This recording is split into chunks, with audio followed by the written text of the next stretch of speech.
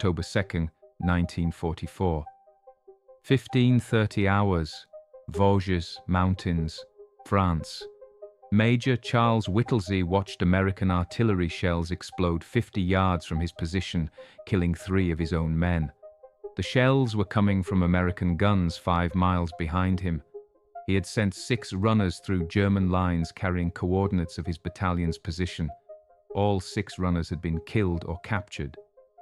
Now American artillery was systematically destroying what remained of his command, approximately 550 men from 1st Battalion, 308th Infantry Regiment, 77th Division, surrounded by German forces in a ravine so deep that radio signals couldn't reach friendly lines. The mathematics of the situation were absolute. Whittlesey's battalion had advanced too far during the Meuse-Argonne offensive. Units on his flanks had failed to keep pace, leaving his battalion exposed. German forces had encircled his position, cutting all supply lines and all communication with American headquarters. His men had no food beyond what they carried. They had limited ammunition. They had no medical supplies for the wounded. And most critically, American artillery officers behind the lines, unaware that Whittlesey's battalion occupied the ravine, were directing concentrated fire onto coordinates that American maps showed as enemy-held territory. Whittlesey had 1 carrier pigeon remaining, a bird named Cher Ami. Army regulations required pigeons to carry messages only to designated lofts. Releasing Cher Ami with message saying, "We are along the road, parallel 276.4. Our artillery is dropping a barrage directly on us.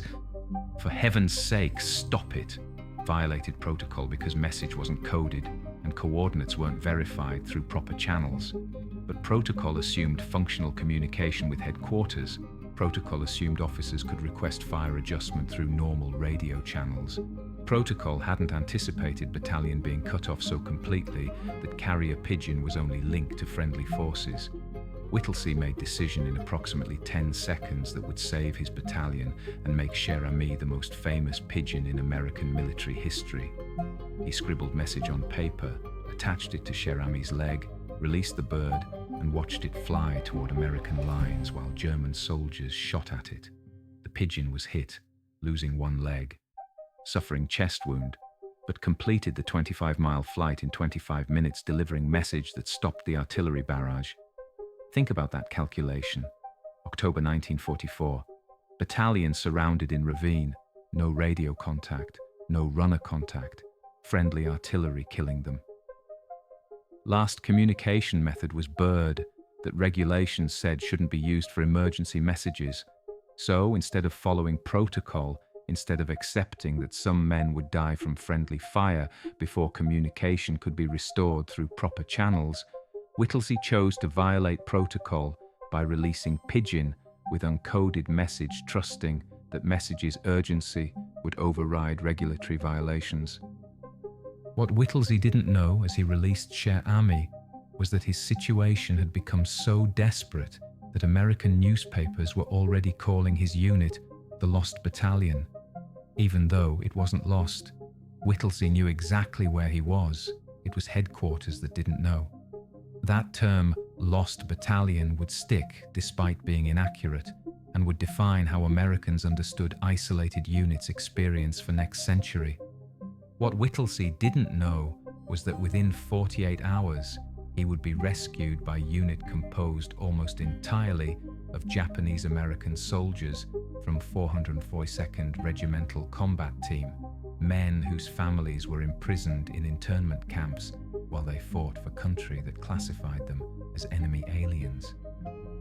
That this rescue would create bond between 2 units that would last 70 years, proving that sometimes most unlikely allies accomplish what conventional forces cannot.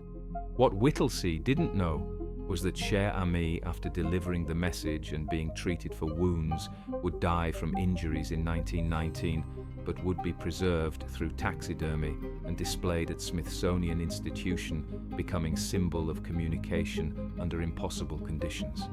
That millions of visitors would see Cher Ami and learn about Pigeon, who saved 200 men by completing 25-mile flight with one leg blown off. What Whittlesey didn't know was that his decision to advance into Charlevoix Ravine, despite flanking units failing to keep pace, would be analysed by military historians for decades as example of aggressive leadership versus tactical prudence debate.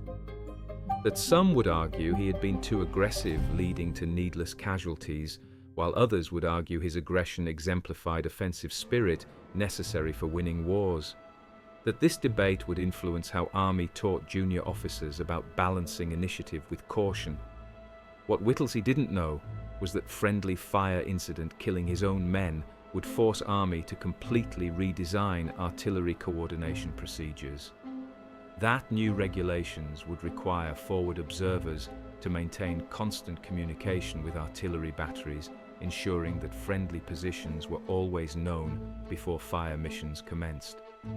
That these regulations would save thousands of American lives in subsequent conflicts by preventing friendly fire incidents like the one that nearly destroyed his battalion. What Whittlesey didn't know was that he would receive Medal of Honor for his leadership during 5-day ordeal, but would struggle with survivor's guilt for rest of his life. That, in 1921, he would disappear from passenger ship in apparent suicide, unable to reconcile deaths of men under his command with accolades he received for their sacrifice. That his disappearance would shock a nation that had celebrated him as hero, revealing that sometimes survivors of catastrophic events cannot process trauma that produced their heroism. What Whittlesey didn't know was that 442nd Regimental Combat Team that rescued his battalion would become most decorated unit in American military history for its size and length of service, earning over 18,000 individual decorations, including 21 Medals of Honor. That Japanese-American soldiers would prove their loyalty through casualties rates exceeding any other American unit, demonstrating that patriotism isn't determined by ancestry, but by willingness to sacrifice for country's ideals. What Whittlesey didn't know was that friendly fire incident would become case study taught at every military academy worldwide as example of communication breakdown in combat. That officers studying Battle of the Argonne would analyze how lack of radio communication, failure of runner system, and desperation deployment of carrier pigeon created situation where soldiers were more endangered by their own artillery than by enemy fire. The mathematics of survival were being written in pigeon flight speed and artillery shell trajectory and message delivery timing that would determine whether 200 men died from American shells or lived to be rescued by soldiers their country had imprisoned. And those mathematics would prove that sometimes most critical military asset isn't weapons or communication equipment, but single bird willing to fly despite being shot. By the time Cher Ami landed at headquarters with message attached to destroyed leg, and American artillery officers received frantic order to cease fire immediately, the transformation from surrounded battalion to lost battalion legend had begun, and the calculation that protocol violation saving lives matters more than protocol compliance allowing deaths had been made. September 26, 1918. 6 days before the lost battalion became surrounded, the Meuse-Argonne offensive began as largest American military operation in First World War, 1.2 million American soldiers attacking German positions across 200-mile front. General John Pershing's operational order, dated September 20, 1918, preserved at National Archives, outlined the offensive's objectives and timing. According to the order, American First Army will attack German positions between Meuse River and Argonne Forest, commencing September 26, 1918 at 0530 hours. Objective is breakthrough of German defensive line known as Hindenburg Line, opening route to German supply railroads at Sedan. Attack will be coordinated with French Fourth Army attacking west of Argonne Forest and French Second Army attacking east of Meuse River. American forces will advance minimum 10 miles first day, capturing German positions at Montfaucon. The plan was ambitious, too ambitious according to some staff officers who understood that heavily forested Argonne terrain favored defenders and that German forces had spent 4 years fortifying positions Americans would assault. But Pershing believed aggressive attack was necessary to end war before winter and believed American soldiers' offensive spirit would overcome German defensive advantages. 77th Division, composed primarily of draftees from New York City, many recent immigrants with limited English, received orders to advance through Argonne Forest as part of I Corps. The division had seen combat at Château Thierry and had earned reputation for tenacity, though not for tactical sophistication. Major Charles Whittlesey commanded 1st Battalion, 308th Infantry Regiment, approximately 550 men organized into 4 companies. Whittlesey was unusual officer for frontline command. He was 35 years old, ancient by infantry standards, where most battalion commanders were in mid-20s. He had been successful lawyer in New York before war, partner at law firm, graduate of Williams College and Harvard Law School. He wore thick glasses that made him appear scholarly rather than military. He spoke with precision that suggested courtroom rather than battlefield. His soldiers privately questioned whether intellectual lawyer could lead effectively in combat. But Whittlesey had demonstrated leadership at Château Thierry, where his battalion had held defensive position despite heavy casualties. He had earned respect through calm under fire and through willingness to share hardships with his men rather than commanding from the rear. Division staff considered him reliable, if unimaginative, officer who would follow orders precisely and wouldn't retreat without authorization. This reputation for following orders precisely would lead directly to catastrophe. October 2nd, 1918.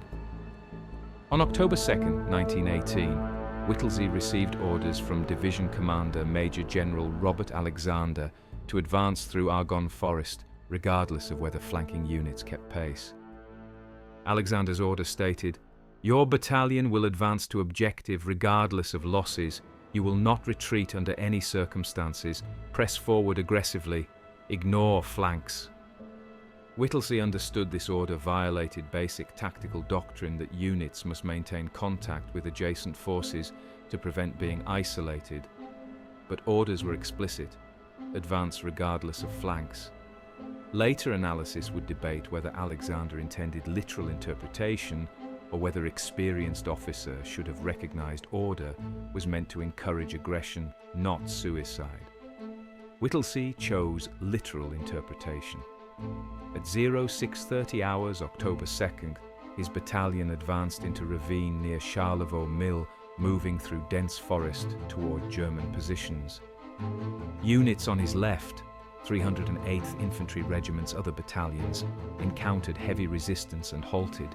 Units on his right, 307th Infantry Regiment, also stopped due to difficult terrain and German fire. Whittlesey's battalion continued advancing alone following orders to ignore flanks. By 1400 hours, Whittlesey had advanced approximately 1 mile beyond flanking units. German forces allowed his battalion to penetrate their lines, then closed behind him, encircling his position. Approximately 550 American soldiers were now surrounded in ravine 40 feet deep and 200 yards long, with steep slopes making evacuation of wounded impossible and making radio communication with headquarters impossible due to terrain blocking signals. Whittlesey sent runner back through German lines carrying message to division headquarters. Battalion has reached objective but is surrounded. Request ammunition and rations. Casualties mounting. Need relief urgently. The runner was killed within 300 yards. Second runner sent 5 minutes later, also killed. Third runner captured. Fourth runner killed. Fifth runner wounded and captured. Sixth runner killed. By 1600 hours, Whittlesey had lost all communication with headquarters. His situation assessment: 550 men surrounded.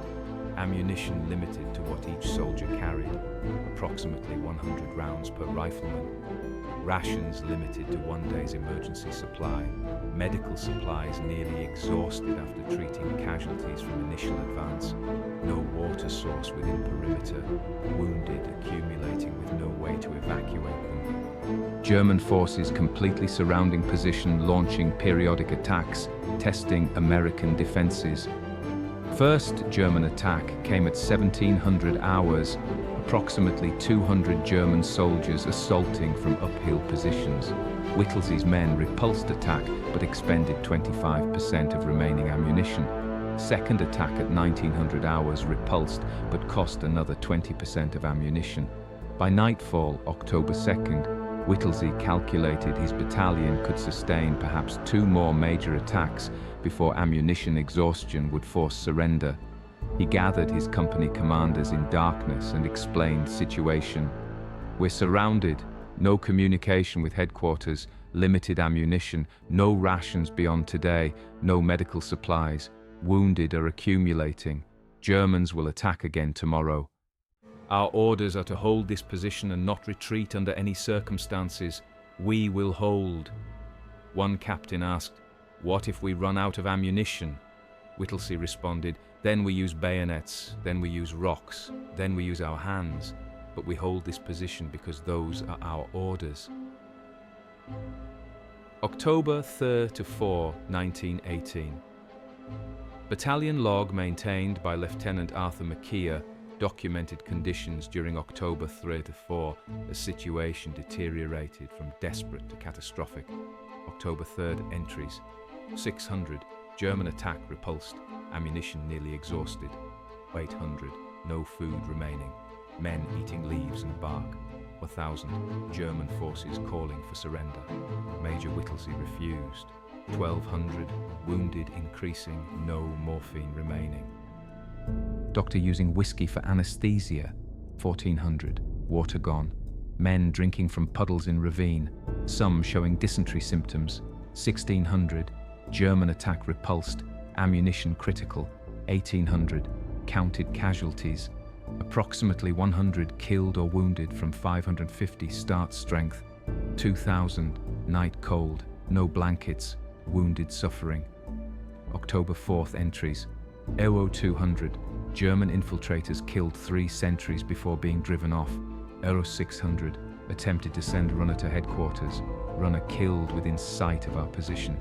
0800, men digging in mud looking for edible roots. 1000, medical officer reports wounded dying from exposure and infected wounds. Nothing can be done without supplies.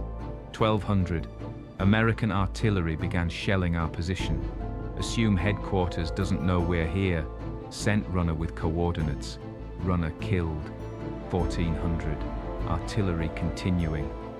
Multiple casualties from friendly fire. More deaths from American shells than from German attacks today. 1600, Major Whittlesey released pigeon with message to stop artillery. Bird shot at but escaped. That pigeon was Sher Ami, the last of 8 carrier pigeons Whittlesey had brought into the forest. Previous 7 pigeons had been released carrying messages requesting supplies and reinforcement. None had reached headquarters, either shot down by Germans who recognized pigeons meant communication attempts, or killed by artillery fire, or simply lost in confusion of forest combat.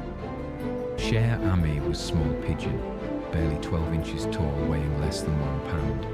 Army had purchased him from British Pigeon Corps, which had bred him specifically for long-distance message carrying. His name meant "dear friend" in French. He had successfully completed 11 previous missions delivering messages over distances ranging from 5 to 25 miles. But none of those missions had required flying through active combat zone, being targeted by soldiers specifically trying to prevent communication. Whittlesey's message attached to Sher Ami's leg read, "We are along the road, parallel 276.4. Our own artillery is dropping a barrage directly on us. For heaven's sake, stop it." The message violated multiple protocols. It wasn't coded, coordinates weren't verified, language wasn't regulation military format. But Whittlesey was past caring about protocol. His men were dying from American shells.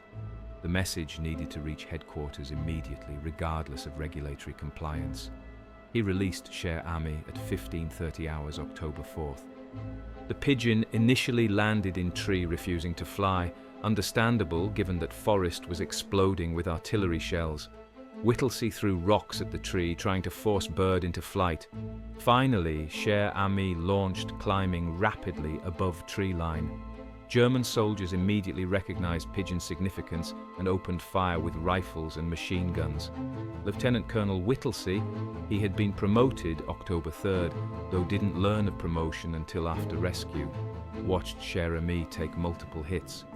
The bird tumbled briefly, then recovered and continued flying north toward American lines 25 miles away. Whittlesey had no way of knowing whether pigeon would complete flight or whether message would arrive in time to stop artillery bombardment. October 4th, 1944. Meanwhile, 600 miles away at training facility in southern France, Japanese-American soldiers of 452nd Regimental Combat Team were preparing for deployment that would save the lost battalion and prove their loyalty to nation that had imprisoned their families. 442nd Regimental Combat Team history, recorded October 4th, 1944, noted unit composition and circumstances. According to the history, 442nd RCT composed entirely of Japanese-American volunteers, many from Hawaii, others from mainland internment camps. Unit motto, "Go for broke." Previous combat service in Italy, where 402nd distinguished itself through aggressive attacks and high casualties rates. Redeployment to France, October 1944, for Vosges Mountains campaign. Unit carries burden of proving Japanese-American loyalty through combat performance, while soldiers' families remain imprisoned in camps like Manzanar and Tule Lake based solely on ancestry. The juxtaposition was bitter. Japanese-American soldiers were fighting for country that had classified their families as enemy aliens, had confiscated their property, had imprisoned them behind barbed wire without charges or trials, based entirely on race. Yet these soldiers volunteered for combat at rates exceeding any other demographic group. They volunteered not despite their families' imprisonment, but because of it, believing that combat service would prove Japanese Americans were loyal Americans, deserving equal treatment. Lieutenant Colonel Virgil Miller, who commanded 442nd, wrote in October 4th diary entry, "My men know they're fighting for families being held prisoner by government they're defending. This creates psychological burden no other American soldiers carry, yet they demonstrate courage and dedication exceeding any unit I've observed. They believe proving their loyalty through combat will secure better treatment for Japanese Americans after war. I hope they're right. I fear they're wrong." On October 24th, 1944, 20 days after Whittlesey's battalion was surrounded, 422nd received orders to rescue the lost battalion. The irony wasn't lost on Japanese American soldiers. They would risk their lives saving white American soldiers whose families weren't imprisoned while their own families remained behind barbed wire. October 4th, 1918. Cher Ami landed at 77th Division headquarters at 15:55 hours October 4th, 25 minutes after launching from Whittlesey's position. The pigeon had been shot through chest. One leg was nearly severed, hanging by tendon. One eye was destroyed, but the message capsule remained attached to the damaged leg. Signal Corps officer Captain John Carney, who received Cher Ami, later testified, "Pigeon arrived in terrible condition. Chest wound bleeding heavily, leg nearly blown off. I removed message capsule, read contents, immediately ran to division headquarters. Message said friendly artillery was killing Americans and gave coordinates. I found artillery liaison officer and showed him message." He turned white. He grabbed field telephone and screamed, "Cease fire! Cease fire immediately! We're killing our own men!" Artillery barrage stopped within 3 minutes, but damage had been done. Whittlesey's October 5th casualty report would show 30 men killed and 50 wounded by American artillery. larger casualties than from any German attack during 5-day siege. Division headquarters now knew Whittlesey's position, but couldn't reach him. German encirclement remained solid. Attempts to push relief force through German lines failed repeatedly over the next 3 days. 77th Division lost approximately 1,500 casualties trying to break through to the lost battalion, triple the casualties the surrounded battalion itself suffered. By October 7th, 5 days after encirclement began, Whittlesey's situation was terminal. Approximately 194 men remained effective from original 550. Ammunition was completely exhausted, forcing hand-to-hand combat during German attacks. No food for 4 days, water from puddles causing dysentery, wounded dying from exposure and infection. German commander sent message under white flag offering honorable surrender. Whittlesey refused. Then, on October 8th, artillery barrage commenced from unexpected direction. Not American artillery from behind German lines, but artillery supporting attack from different angle. Japanese-American soldiers of 442nd Regimental Combat Team were breaking through German encirclement. October 24 to 30, 1944. The rescue of the lost battalion, occurring 26 years after original 1918 incident, but using same name because American forces again had isolated battalions surrounded in Vosges Forest, demonstrated both continuity and change in American military approach to disaster. Combat report from 442nd Regimental Combat Team, dated November 1, 1944, described rescue operations, tactical progression and casualties. According to the report, 442nd RCT received orders October 24th to break through German lines and rescue elements of 141st Infantry Regiment, Texas National Guard, surrounded in forest near Bifontaine. Surrounded force approximately 211 men, cut off 6 days. German forces controlling all approaches. Previous relief attempts by other units failed with heavy casualties. The tactical situation paralleled 1918 Lost Battalion. American unit had advanced beyond flanking forces. German encirclement had isolated them. American attempts to break through had failed. Casualties mounting, time running out. But 1944 version had advantages. 1918 version lacked. Radio communication maintained contact between surrounded unit and headquarters, allowing airdrops of supplies. Better artillery coordination prevented friendly fire, and relieving force, 492nd RCT, was specialized unit with proven breakthrough capability. Still, rescue cost 442nd terribly. Combat report continued. 442nd advanced through 6 days of intense combat, October 24 to 30. Terrain heavily forested, providing German defenders maximum advantage. Weather cold and rainy, limiting visibility and air support. German resistance fierce. Casualties mounted steadily. By October 30th, when 442nd reached the surrounded battalion, unit had suffered approximately 800 casualties, nearly 160 casualties per day, to rescue 211 surrounded soldiers. This ratio, 4 rescuers casualty for everyone rescued, represents among highest rescue cost in American military history. Sergeant Rudy Tokiwa of 442nd later testified, "We knew casualty rate would be terrible. Forest was perfect defensive terrain. Germans had prepared positions. Weather prevented air support. But we had orders to get those men out, so we went. Every day we lost men. Every night we counted who was left. By 6th day, we were down to maybe 60% strength. But we kept going because those surrounded men were depending on us. When we finally broke through and saw them, they were in terrible shape, starving, wounded, exhausted. They couldn't believe we'd made it. They couldn't believe Japanese Americans had suffered 800 casualties to save them. Some were crying, some just stared. One Texas soldier said to me, 'I didn't know y'all would do this for us.' I said, 'We're Americans same as you.' He said, 'I know that now.' This encounter, Texas National Guard soldiers whose state supported Japanese internment being rescued by Japanese-American soldiers whose families were imprisoned. Forced confrontation with American racial contradictions in ways that abstract policy debates never could. Soldiers who had absorbed prevailing prejudices about Japanese Americans being disloyal saw Japanese American soldiers dying to save them. This direct experience changed attitudes in ways propaganda couldn't.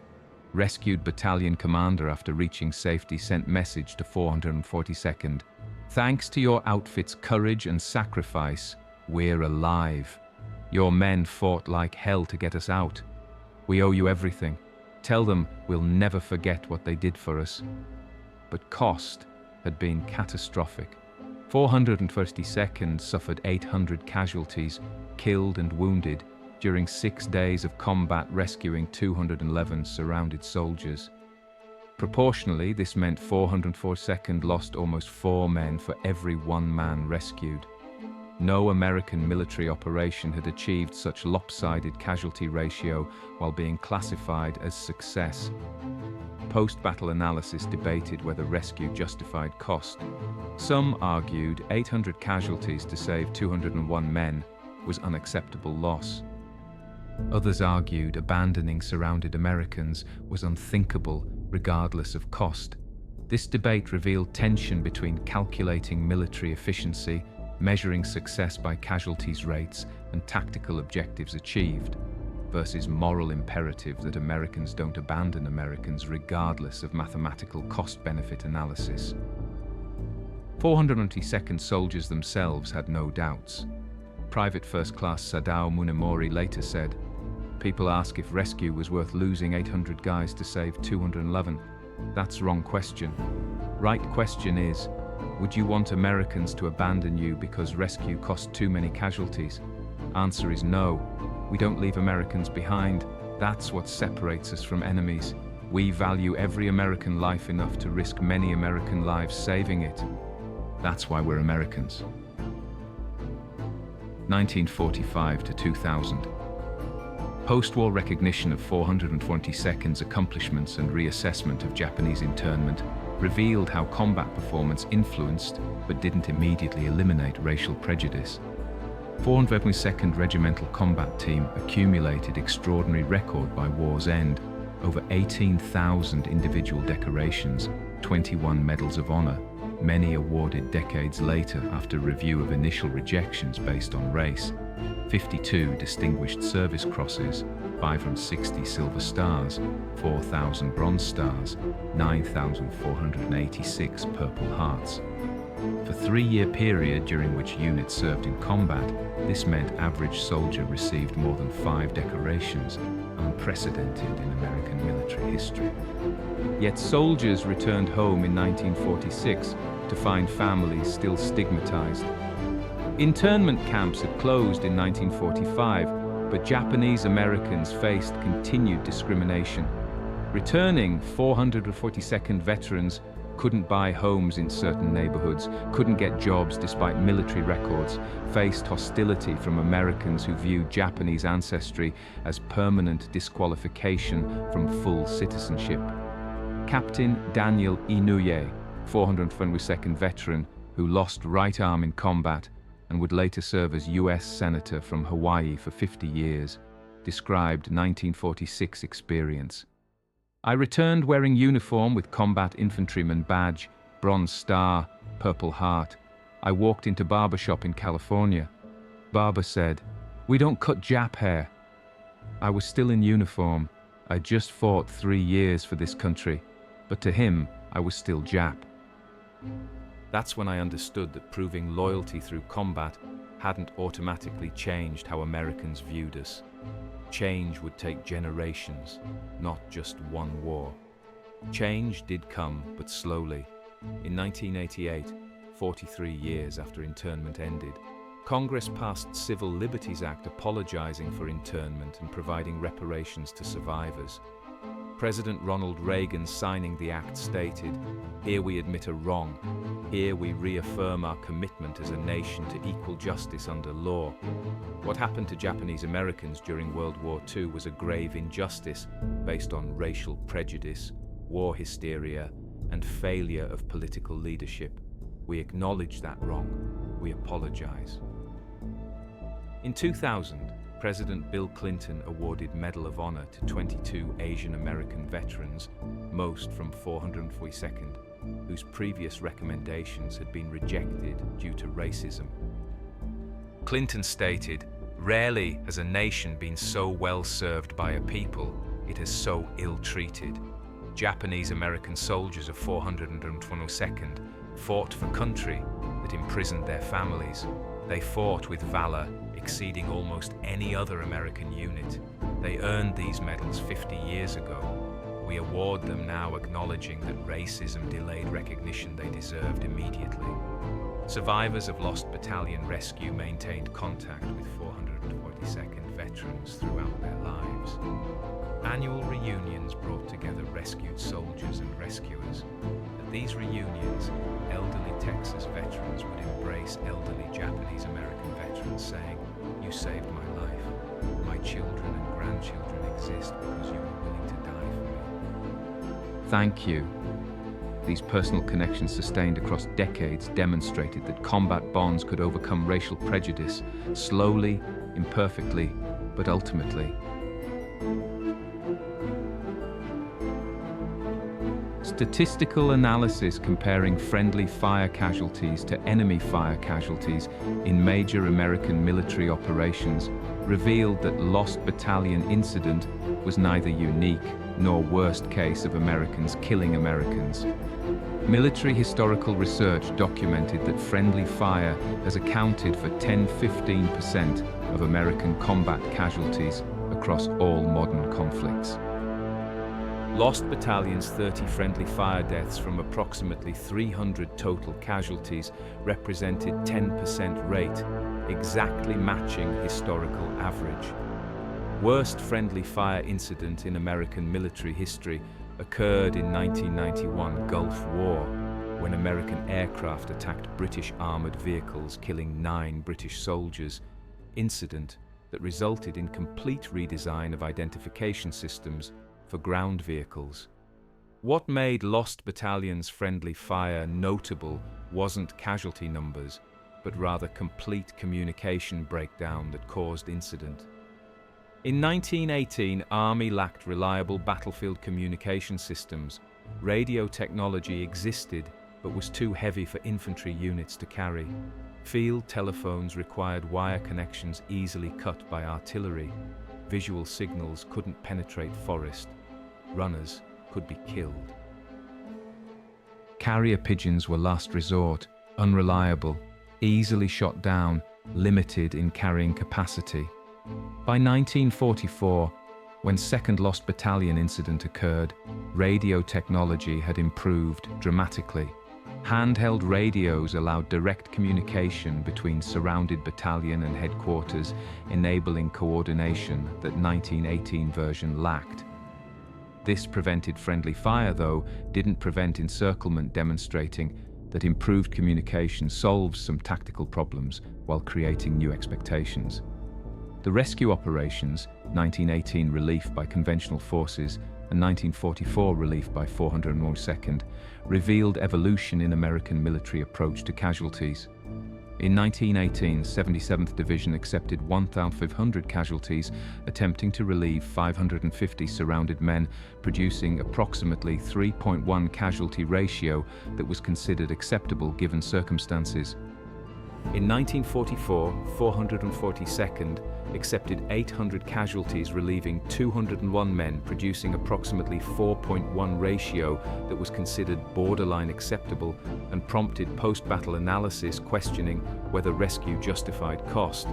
This increasing sensitivity to casualties reflected changing American attitudes about acceptable loss rates. In World War I, American military accepted casualty rates approaching 50% for major offensives. By World War II, acceptable loss rates had dropped to 20–30%. By Vietnam, war-acceptable losses dropped further to single digits. This trend toward casualty-averse warfare reflected both technological improvements, making high casualties less necessary, and democratic societies decreasing tolerance for mass casualties.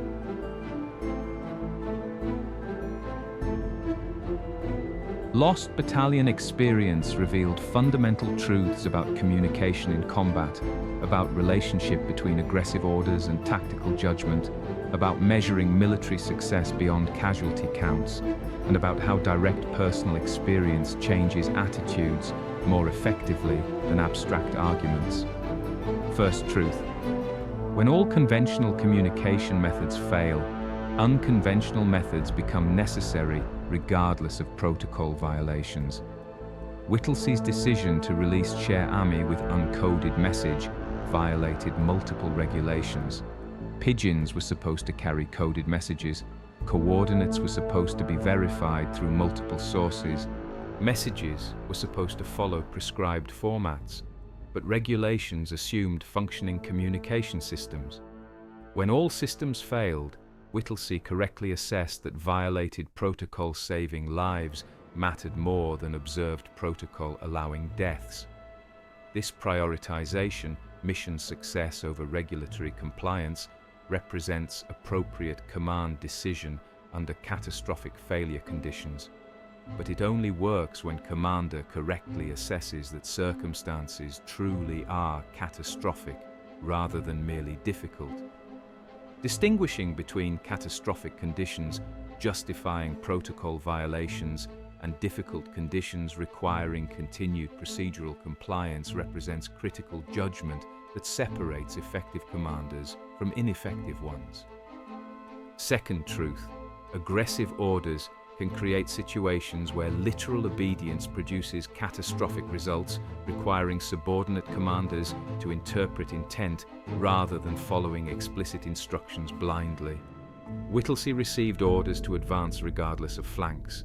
He interpreted this literally and advanced alone into encirclement. Later analysis debated whether Alexander intended literal interpretation or whether experienced commander should have recognized order meant encourage aggression, not invite disaster. This debate represents eternal tension in military operations between initiative encouraged by aggressive orders and prudence required by tactical reality. Ideal subordinate commander demonstrates judgment, distinguishing between situations where aggressive interpretation advances mission and situations where aggressive interpretation creates avoidable catastrophe. Whittlesey's literal interpretation produced both. His battalion seized terrain objective but at cost of encirclement. Whether this represented appropriate aggressiveness or excessive recklessness depends on whether mission success justified casualties endured. Third truth: measuring rescue operations by casualty ratios ignores moral imperative that Americans don't abandon Americans regardless of mathematical cost-benefit analysis. 422nd suffered 800 casualties, rescuing 201 men, producing 4.1 ratio that pure efficiency calculation would label unsuccessful. But this calculation ignores several factors. Rescuers volunteered knowing probable casualties. Rescued soldiers would certainly die without intervention. Abandoning surrounded soldiers sends message that American lives are expendable when rescue becomes difficult. Military effectiveness isn't measured solely by casualty ratios.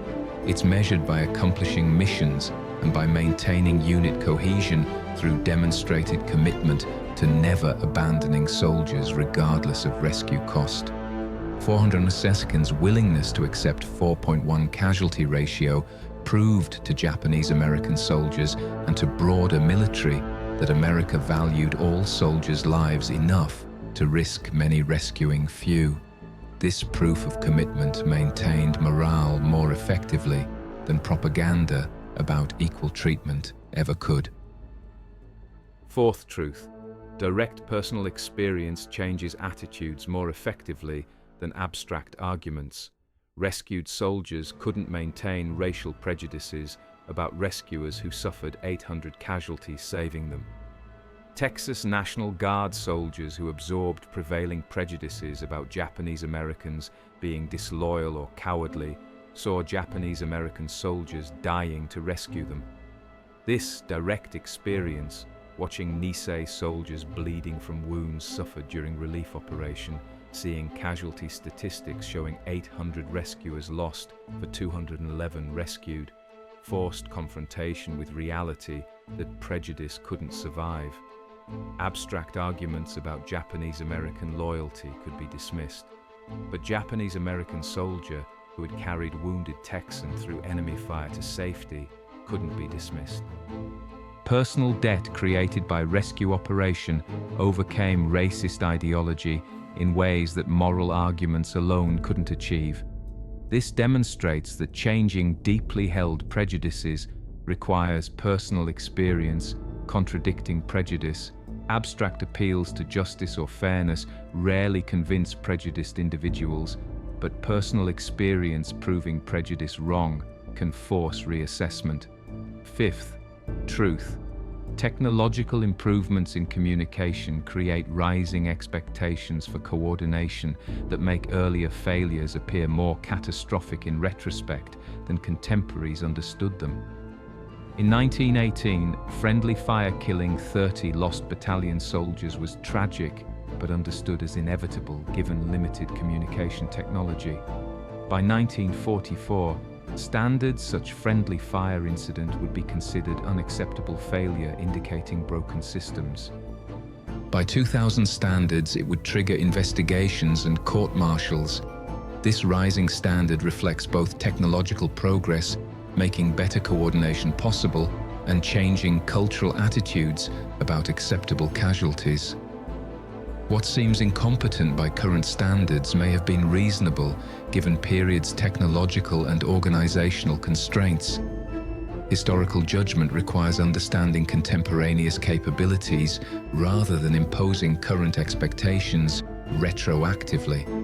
Major Charles Whittlesey's journey from surrounded battalion commander using carrier pigeon as last resort to Medal of Honor recipient who couldn't live with survivor guilt represented transformation that revealed both heroism's cost and recognition's inadequacy. What began as literal interpretation of aggressive orders evolved through 5 days of catastrophic isolation into proof that communication under impossible conditions sometimes requires unconventional methods that violate every protocol except the one that matters most: save American lives regardless of regulatory compliance. The 452nd Regimental Combat Team's rescue operation demonstrated that proving loyalty through sacrifice eventually overcomes prejudice through direct personal experience, though more slowly and less completely than rescuers deserved. What began as mission to rescue surrounded battalion evolved into demonstration that Japanese Americans would sacrifice more than seemed reasonable to save soldiers from state that imprisoned Japanese American families. The 4:1 casualty ratio, 4 rescuers' casualties for every rescued soldier, proved loyalty in a way that propaganda never could. Cher Army's 25-mile flight with one leg blown off, carrying message that stopped friendly fire, became symbol of communication under impossible conditions, preserved through taxidermy at Smithsonian Institution, where millions of visitors learn about pigeon who saved 200 men. The bird's physical remains, showing chest wound and destroyed leg, provide concrete evidence of what dedication to mission costs when conventional options have failed. An unconventional solution represents last chance for survival. By the time Whittlesey's survivors stumbled out of Charlevoix Ravine on October 8, 1918, 5 days after encirclement began, 194 men remaining from 550 start strength, every survivor wounded or sick. Whittlesey himself promoted to lieutenant colonel, though he wouldn't learn of promotion until debriefing. The transformation from aggressive advance to surrounded battalion to lost battalion legend had completed. And calculation that sometimes following orders produces disasters, requiring subordinates to save commanders from consequences of poorly conceived directives, had been demonstrated, though not acknowledged. The mathematics of that survival were written in pigeon flight times and friendly fire casualties and rescue cost ratios that proved communication matters more than protocol, that racial prejudice can be overcome through direct experience, though not through abstract argument, that Americans don't abandon Americans, regardless of casualties required for rescue. Those mathematics proved that sometimes most important military assets aren't weapons or tactics, but simple bird willing to fly despite being shot and soldiers willing to rescue. Despite casualty ratios suggesting mission should be abandoned as mathematically unjustifiable. The lost battalion wasn't lost. Whittlesey knew exactly where he was, but Americans didn't know where he was because communication had completely failed. That communication failure nearly killed his battalion through friendly fire. An unconventional solution, single carrier pigeon, saved them from American artillery. Then another unconventional solution, Japanese-American soldiers proving loyalty by accepting catastrophic casualties, rescuing white soldiers, saved 2nd Lost Battalion 26 years later. Both incidents proved that sometimes salvation comes from unlikely sources, wounded bird or despised minority willing to sacrifice everything for country that doesn't treat them equally.